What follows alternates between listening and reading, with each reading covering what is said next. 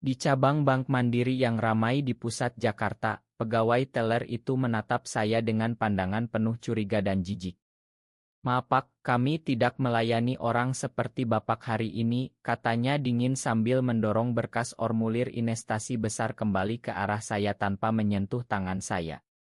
Saya berdiri terpaku di sana, jantung berdegup kencang seperti mau meledak. Kata-kata orang seperti Bapak menggema di kepala saya bagai tamparan keras yang membuka luka lama.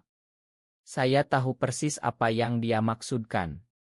Bukan karena dokumen saya kurang lengkap atau saldo rekening saya kecil, melainkan karena saya adalah Rian Pratama, pria 32 tahun yang mencintai pria, dan entah bagaimana dia mencium itu dari cara saya berjalan, dari senyum sopan saya, atau mungkin dari rumor kecil yang beredar di kalangan elit keuangan Jakarta.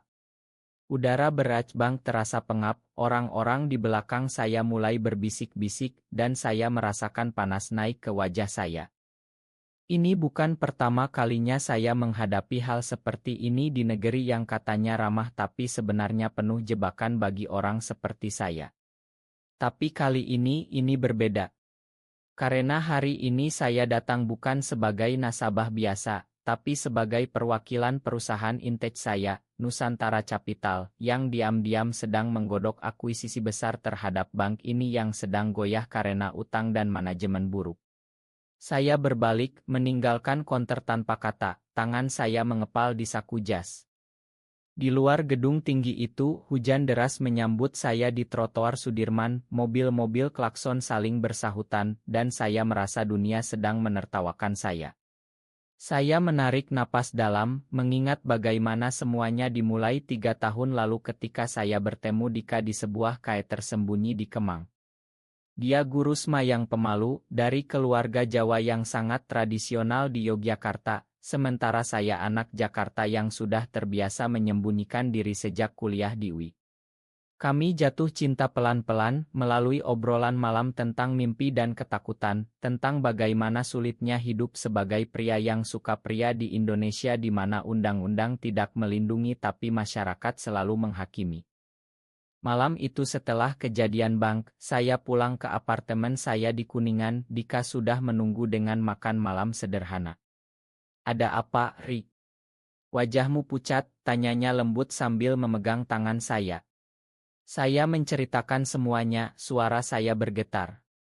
Dika mendengar tanpa menghakimi, matanya penuh pengertian tapi juga kekhawatiran.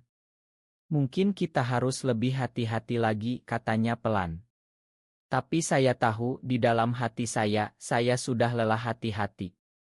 Malam itu saya tidak bisa tidur, memandang langit-langit kamar, mengingat masa kecil di rumah orang tua di Menteng di mana ibu selalu bilang kamu harus nikah dengan perempuan baik-baik, biar keluarga bangga. Saya sudah menyembunyikan siapa saya selama puluhan tahun, sukses di bisnis karena kerja keras, tapi setiap kemenangan terasa hampa tanpa bisa berbagi dengan orang terdekat. Besok pagi, saya putuskan untuk tidak diam. Saya hubungi pengacara saya, minta dia selidiki siapa teller itu dan bagaimana kondisi keuangan bank sebenarnya. Saya bukan korban lagi.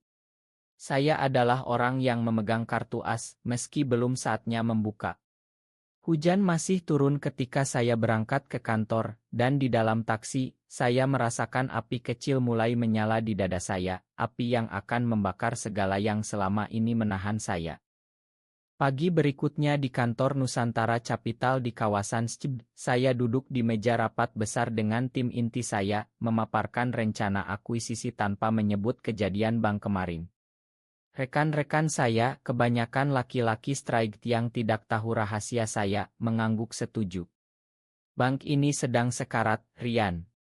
Kalau kita masuk sekarang dengan 40% saham, kita bisa selamatkan dan ubah jadi bank digital modern," kata co saya, Budi.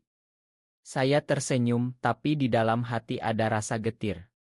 Budi adalah teman lama dari kampus, yang saya anggap sahabat, tapi saya belum pernah berani bilang yang sebenarnya tentang Dika. Setelah rapat, saya telepon Dika di sekolahnya di Depok. "Aku baik-baik saja, Dik. Malam ini kita ketemu di tempat biasa ya," kata saya. Tempat biasa adalah sebuah restoran kecil di pinggir Jakarta Selatan yang pemiliknya ramah terhadap komunitas kami. Di sana, di meja pojok yang selalu gelap, Dika menceritakan hariannya, tentang murid-murid yang mulai curiga mengapa guru muda ini belum punya pacar, tentang ibunya yang terus menjodohkan dengan anak tetangga. Aku takut suatu hari aku harus pilih, Ri. Keluarga atau kamu, katanya dengan suara pelan sambil memegang tangan saya di bawah meja. Kata-kata itu menusuk karena saya tahu betul rasa itu. Sore harinya, saya terima laporan dari pengacara, bank itu memang dalam masalah besar, CEO-nya sedang berusaha tutup-tutupi, dan teller yang menolak saya kemarin adalah keponakan salah satu direktur, terkenal dengan pandangan konservatifnya. Saya tersenyum tipis. Ironi. Saya yang ditolak justru adalah kunci penyelamatan mereka. Tapi alih-alih langsung balas dendam, saya memilih menunggu. Malam itu di apartemen, Dika dan saya duduk di balkon menghadap lampu kota, angin malam membawa bau hujan.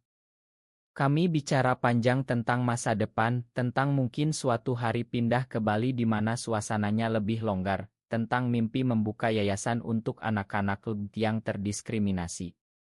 Dika memeluk saya erat, dan untuk sesaat, dunia terasa aman. Tapi besoknya, saya harus terbang ke Yogyakarta untuk kunjungan keluarga bulanan.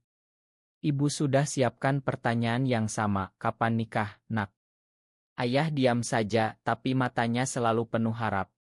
Di kereta api malam dari Gambir, saya memandang sawah gelap, hati saya berat. Saya tahu kunjungan ini akan jadi ujian lagi. Sesampainya di rumah orang tua di kampung dekat Malioboro, ibu langsung memeluk saya, tapi pelukannya terasa berbeda sejak dia curiga ada yang tidak beres dengan anak laki-lakinya yang sukses tapi tak pernah bawa pulang perempuan. Malam pertama, adik perempuan saya, Rina, yang sudah menikah dan punya anak, menarik saya ke samping. Mas, aku tahu tentang Dika. Tolong jangan bikin ibu sakit hati ya, bisiknya. Kata-kata itu seperti pisau. Saya tidak marah, hanya lelah. Saya berjalan sendirian ke halaman belakang, duduk di bawah pohon mangga, mengingat bagaimana dulu saya pernah hampir bunuh diri saat SMA karena merasa berbeda. Tapi sekarang saya lebih kuat. Saya putuskan kali ini saya tidak akan bohong lagi sepenuhnya. Di Yogyakarta, pagi hari dimulai dengan suaraan dan bau kopi tubruk yang ibu buatkan. Saya duduk di meja makan bersama keluarga, ayah membaca koran, ibu bertanya tentang pekerjaan saya di Jakarta. Kamu sudah sukses besar, nak. Sekarang waktunya mikir keluarga sendiri, kata ibu dengan nada yang sudah saya hal luar dalam. Saya mengangguk, tapi tangan saya di bawah meja mengepal. Rina melirik saya penuh arti, seolah mengingatkan pembicaraan malam sebelumnya. Siang harinya, saya jalan-jalan ke Malioboro sendirian, keramaian wisatawan dan pedagang kaki lima membuat saya merasa kecil. Saya telepon Dika, suaranya tenang di seberang. Aku di sini untukmu, Ri. Apapun yang terjadi. Kata-kata itu memberi kekuatan. Malamnya, saat keluarga berkumpul di ruang tamu menonton, ayah tiba-tiba bertanya, kamu ada masalah apa di Jakarta, nak? Ibu bilang kamu sering melamun. Saya diam sejenak, lalu mengambil napas panjang. Ayah, Bu, ada sesuatu yang harus saya bilang. Suasana langsung tegang. Ibu mematikan mata, mereka menatap saya penuh antisipasi. Saya ceritakan sedikit demi sedikit, bukan semuanya, tapi cukup untuk membuat mereka mengerti bahwa saya tidak seperti yang mereka harapkan. Saya mencintai seseorang, tapi dia laki-laki, kata saya pelan. Ibu menangis, ayah diam membeku. Rina memegang tangan ibu. Malam itu rumah terasa dingin meski udara panas. Saya tidur di kamar lama saya, dindingnya masih penuh poster bola dari masa remaja, dan saya menangis pelan. Keesokan paginya, ibu tidak bicara banyak, tapi dia masak sarapan aurit saya. Ayah hanya bilang, kamu tetap anak kami. Itu bukan penerimaan penuh, tapi langkah kecil yang membuat saya lega. Di perjalanan pulang ke Jakarta, saya merasa lebih ringan, seolah beban yang saya pikul bertahun-tahun mulai berkurang. Di kantor, Budi menghampiri saya.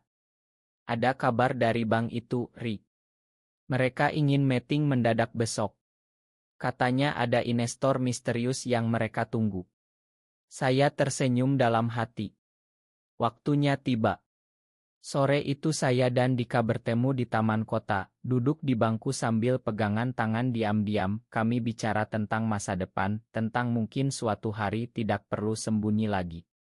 Tapi Dika bilang, aku siap tunggu asal kamu bahagia. Pengorbanan dia membuat saya sadar, cinta kami bukan hanya tentang bahagia bersama, tapi juga tentang saling menguatkan di tengah badai. Kembali di Jakarta, meeting dengan bank berlangsung di ruang IP lantai 25.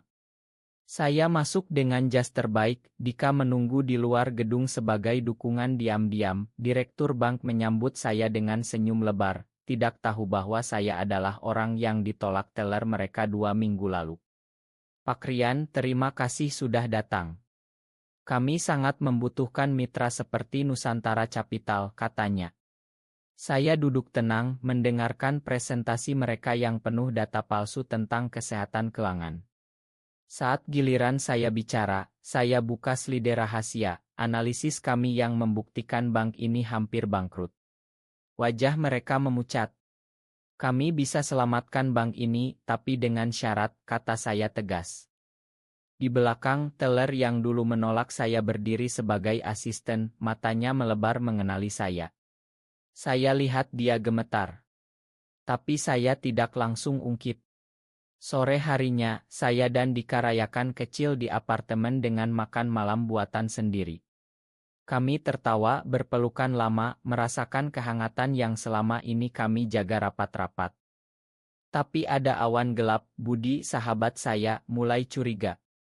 Ri, kamu sering ketemu orang yang sama akhir-akhir ini.